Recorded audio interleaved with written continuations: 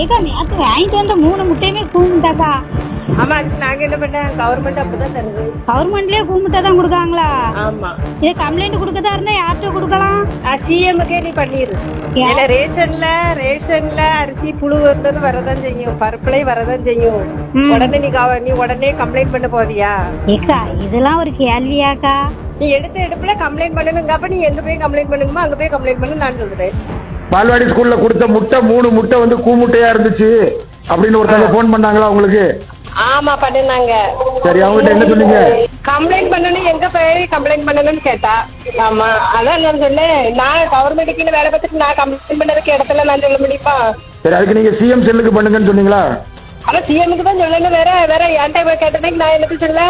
வேற ஒண்ணும் இல்ல சார், இப்போ அந்த பால்வாடி ஸ்கூல்ல கொடுக்கற முட்டை வந்து கூமுட்டையா இருந்தா என்ன செய்யலாம்? ஸ்ரீகண்டமா கூமுட்டியா இருந்தா அவன் இறக்க டீச்சர் ஃபர்ஸ்ட் அதை செக் பண்ணிட்டு ரிட்டர்ன் கொடுக்கணும் அவனுக்கு. நம்மகிட்ட இறங்கணும் உடனே டீச்சர் அதை தண்ணியில போட்டு பார்க்கணும். ஓ அப்படியா? இது வந்து நம்ம டீச்சரோட பொறுப்பு. டீச்சரோட பொறுப்பு. கொடுத்துட்டு நானா கொடுத்தேன் சிஎம் செல்லுக்கு வேணா போன் பண்ணி கம்ப்ளைண்ட் பண்ணிக்கோ அப்படின்னு சொன்னா தப்பு. அது முழுக்க டீச்சருடைய பொறுப்பு. அங்கன்வாடி மையத்தில் குழந்தைக்கு வழங்கப்பட்ட கூமுட்டை. சிஎம் கிட்ட கம்ப்ளைண்ட் கொடு என்று அலட்சியமாக பதிலளித்த ஊழியர்.